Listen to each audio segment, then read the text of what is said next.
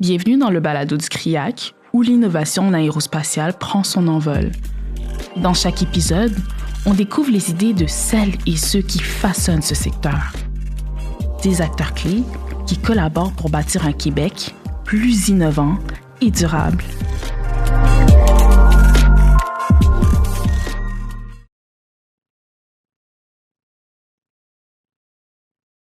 J'ai le plaisir d'animer aujourd'hui un épisode dédié à la relève en aérospatiale.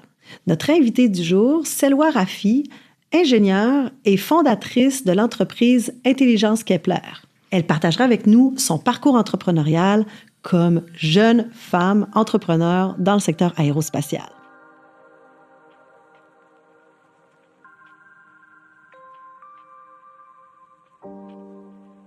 Bonjour Selwa, merci d'avoir accepté notre invitation. Bonjour Stéphanie, merci de m'accueillir. On est ravis de t'avoir avec nous. On a très envie de t'entendre sur ce fameux parcours académique, ce cheminement qui t'a démarré au niveau de l'entrepreneuriat. Alors, mon parcours a commencé en France, à Paris. J'ai fait mon doctorat là-bas en mathématiques appliquées. Et donc, une des applications, en fait, c'était en aérospatiale. Donc, après, à l'époque, le parcours traditionnel, c'était quand on fait une bonne école, forcément, on va aller travailler dans les finances. Donc, j'ai travaillé en banque d'investissement.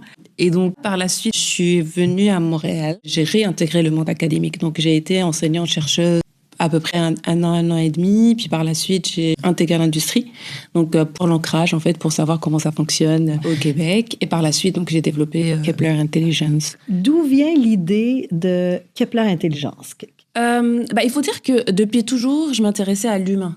Puis dans un monde d'environnement critique comme l'aérospatial, on peut pas juste se fier au jugement subjectif puis à l'intuition. Il faut avoir des données objectives et un fondement scientifique. Et donc, c'était la genèse finalement, en fait, la raison d'être de l'entreprise à la base, c'est comment on peut mieux comprendre l'humain pour le rendre plus performant en utilisant les nouvelles technologies, les nouveaux capteurs et l'intelligence artificielle. Est-ce qu'on comprend que vous êtes dans la gestion des facteurs de risque aussi, liés à l'humain, justement, parce qu'on se dit, on ne peut pas confier, justement, un jugement aléatoire des opérations aussi critiques que de piloter un aéronef. Donc, comment votre entreprise vient outiller l'humain puis diminuer le risque d'erreur? Est-ce que c'est ça l'intention de Kepler Intelligence? Oui, in fine, genre la finalité, c'est ça. Si tu veux, c'est assez contre-intuitif parce qu'on utilise les données et l'intelligence artificielle, mais pas dans le but de remplacer l'humain. C'est vraiment l'inverse. C'est vraiment pour remettre l'humain vraiment à sa place. Parce qu'aujourd'hui, en fait, la majorité de ce qui se fait aujourd'hui dans l'industrie est basée sur des connaissances, disons, anciennes et basées sur un jugement subjectif sans forcément comprendre l'humain en profondeur. Donc nous, ce qu'on veut, c'est aller collecter les données de l'humain, le comprendre et bien évidemment, à partir de là, développer des solutions qui va le rendre plus performant. Intéressant. Quel genre de projet permet d'aller collecter ces données, justement, pour faire cette démonstration-là de l'importance d'aller chercher les données et d'outiller l'humain à faire son travail? Avec le CRIAC, on est sur plusieurs projets collaboratifs, mais un projet en particulier qui est Tandem, qui consiste en fait en la validation des interfaces de la station de contrôle au sol des aéronefs télépilotés. Donc t'imagines un aéronef, donc un avion télépiloté. La personne qui le pilote, elle est sur une station au sol. Cette station au sol fonctionne par interface. Donc la personne qui pilote a une interface. Il faut valider cette interface. Comment on valide que c'est la bonne interface? Comment on valide que la personne qui pilote reçoit les bonnes informations? Comment on s'assure que la quantité d'informations qu'on envoie à cet opérateur n'induit pas une surcharge cognitive qui va induire des erreurs? Donc nous, on se met dans cette situation. Donc on collecte les données psychophysiologiques ou les données biométriques, donc l'activité cardiaque, l'activité cérébrale, etc. On va analyser pour comparer, par exemple, si on prend un scénario de quelqu'un qui va piloter un avion à l'intérieur de l'avion versus la personne qui va piloter cet avion mais de l'extérieur. Est-ce qu'ils ont la même charge cognitive? Donc toutes ces questions-là, on essaie au maximum d'y répondre de façon objective avec des données factuelles. Après, on est plusieurs partenaires. Par exemple, nous, on ne se charge pas du développement de l'interface en soi. Nous, on apporte cette couche, en fait, de collecter la biométrie de façon à rendre cette analyse facile et faisable et donc faire l'analyse par la suite. Quel genre d'expertise devait s'associer à votre bonne idée de création d'entreprise? C'est cette possibilité en fait de travailler avec différents partenaires qui sont des grandes compagnies. Et donc, au-delà du produit lui-même, on est exposé à comment ils travaillent, c'est quoi les normes, on a accès à des environnements de test auxquels on n'aurait pas pu avoir accès si on n'était pas membre d'un tel consortium ou participer à un tel projet. Donc, il y a en fait, c'est vraiment au-delà du produit ou du développement, il y a toute une montée en puissance en termes de connaissances collaboratives qui nous permet en fait d'avancer plus rapidement, puis d'avoir accès à des outils, à des connaissances, à des expertises, puis à des partenaires auxquels si je travaillais dans mon coin, j'aurais jamais pu avoir accès à ça. C'est la force du réseau, la force d'être au sein de l'écosystème. Exactement.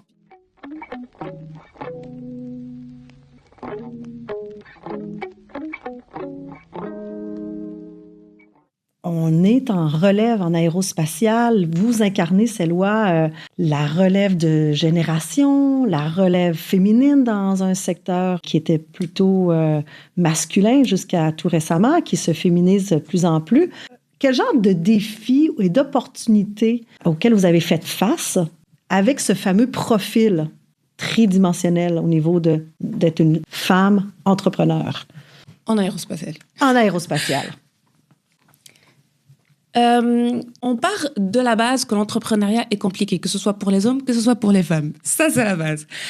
En tant que femme entrepreneur, dans l'aérospatiale spécifiquement, il n'y a pas vraiment de défi en soi de genre, parce qu'on a, pour ma part, je trouve que les femmes sont super respectées quand elles osent prendre leur place juste naturellement. J'aurais pas pu arriver à là où je suis s'il n'y avait pas de personnes qui m'ont ouvert la porte, qui m'ont serré la main, qui m'ont écouté, qui m'ont fait confiance. Donc, clairement, il n'y a pas lieu à se victimiser. Maintenant, il y a des défis qui viennent avec l'entrepreneuriat, d'ailleurs technologique en général pour les femmes, pas juste en aérospatiale. Malgré cette volonté d'aider les femmes en technologie, c'est en discutant avec d'autres femmes dans le domaine, on se rend compte qu'il y a cette tendance un peu à vouloir paternaliser, je ne sais pas comment le dire. Donc, on va vouloir t'aider, on va te donner des conseils, te coacher, te recoacher, te recoacher. Puis à un certain moment, femme entre nous, on se dit, oui, maintenant j'ai besoin d'une transaction.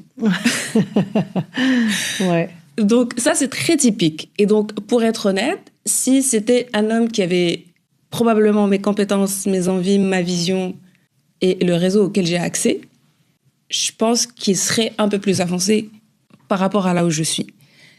Est-ce que c'est à cause des autres? Non, mais ça vient aussi de nous femmes, comment on gère notre vie entrepreneuriale.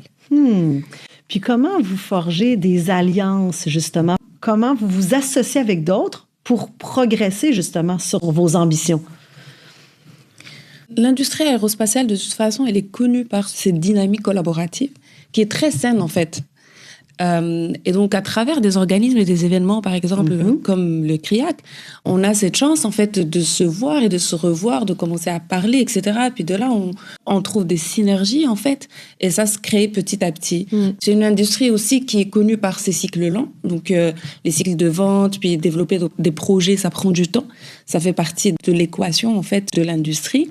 Et donc, de la patience, de la rigueur et puis de la persistance. Donc, il faut être là, il faut partager ses idées avec les gens autour de nous, dans l'écosystème, parce qu'on comprend mieux les défis de l'industrie, parce qu'on est tous un peu, on a les mêmes défis. Intéressant.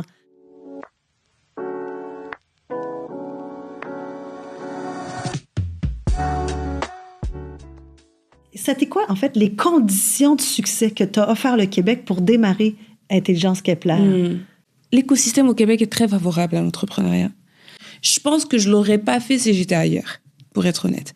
Parce qu'on est chanceux au Québec d'avoir un écosystème très dynamique, puis avec des opportunités, de l'accessibilité. Déjà, on a la chance d'avoir dans le secteur différentes grandes compagnies qui sont connues à l'international. Et puis, cette facilité de parler avec les gens, d'avoir du feedback, des organismes comme le CRIAC qui fait cette synergie entre les petites compagnies puis les grandes compagnies. C'est quelque chose qu'on ne voit pas ailleurs forcément. Et donc, ça nous aide à gagner en temps et en expertise. On a accès à énormément de choses, à du support, à des subventions. C'est vraiment, il y a tous les ingrédients pour réussir au Québec. Je dirais que je donnerais peut-être comme avis par rapport à, en termes de croissance, c'est peut-être qu'il nous manque un petit peu plus d'ambition en termes d'investissement privé. Mais tout ce qui est recherche collaborative, développement technologique, accès aux compétences, accès aux installations, il n'y a pas un meilleur endroit qu'au Québec. Je l'ai déjà dit, je ne pense pas que j'aurais pu réussir ailleurs par rapport aux portes qui se sont ouvertes rapidement. Et ça s'est fait d'une fluidité et puis en toute bienveillance. Puis, genuinely, tu le sens que les personnes veulent vraiment t'aider. Ça, on le trouve rarement ailleurs, là. On a découvert avec Selwa Rafi aussi une super ambassadrice du Québec qui est très engagée envers notre écosystème. C'est fascinant de voir qu'on a justement un environnement qui est très favorable pour accueillir des entrepreneurs puis de démarrer des entreprises.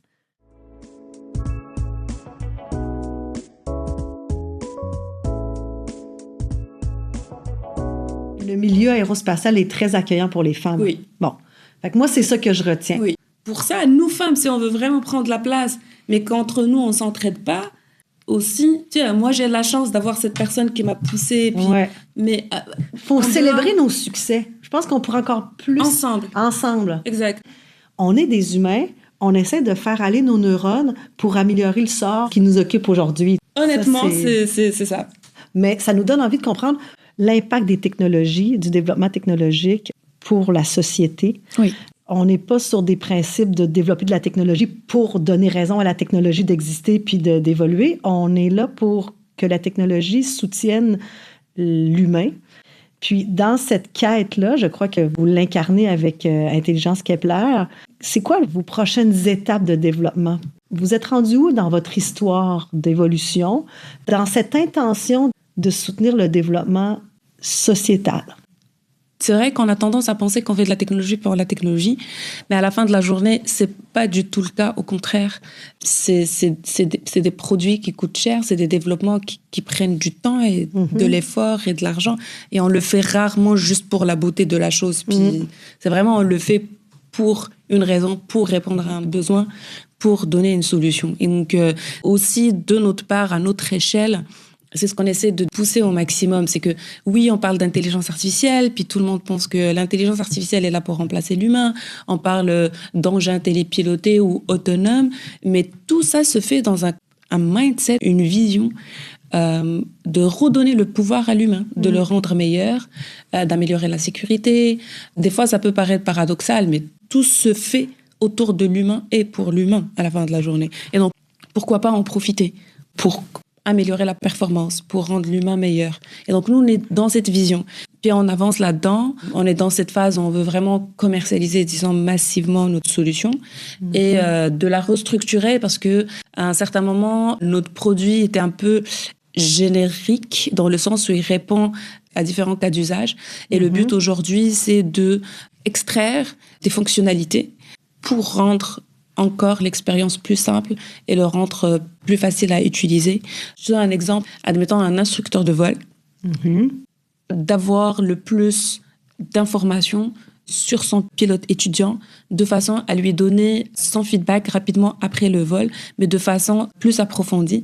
Alors qu'aujourd'hui, ce qui se fait en général, c'est soit un retour subjectif ou soit ça prend du temps de collecter les données, de l'analyser, d'extraire les mesures d'intérêt pour pouvoir... Donc, c'est comme si tu as un analyste de facteurs humains dans la poche où on peut rapidement le mettre et le déployer partout et court-circuiter les cycles longs en fait, qui nécessitent des semaines et des semaines à collecter les données, à les analyser, à sortir des rapports. Nous, on court-circuite ça et donc le rendre accessible pour tout le monde pour s'améliorer et non pas du tout pour juger, pas du tout pour discriminer. Je vais me répéter, mais c'est ça. Redonner à l'humain sa place au centre de tout ce qui se fait aujourd'hui.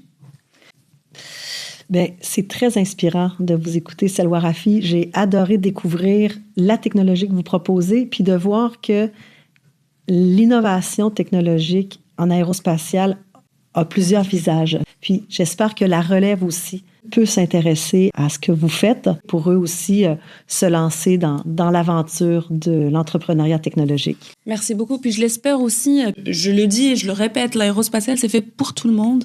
Ça ouvre encore les portes à d'autres profils, à d'autres parcours. Malgré qu'elle est à prédominance masculine, les femmes sont super bien accueillies. Puis c'est vraiment très agréable d'évoluer dans cette industrie. Bien, merci infiniment. Bon succès à Kepler Intelligence, puis au plaisir de se recroiser, Selwa. Merci. Oui. Merci. Ce contenu a piqué votre curiosité? Voulez-vous en savoir plus? Visitez-nous à notre site web criac.aero pour découvrir d'autres projets, ressources et collaborations en aérospatiale. Et surtout, restez à l'écoute.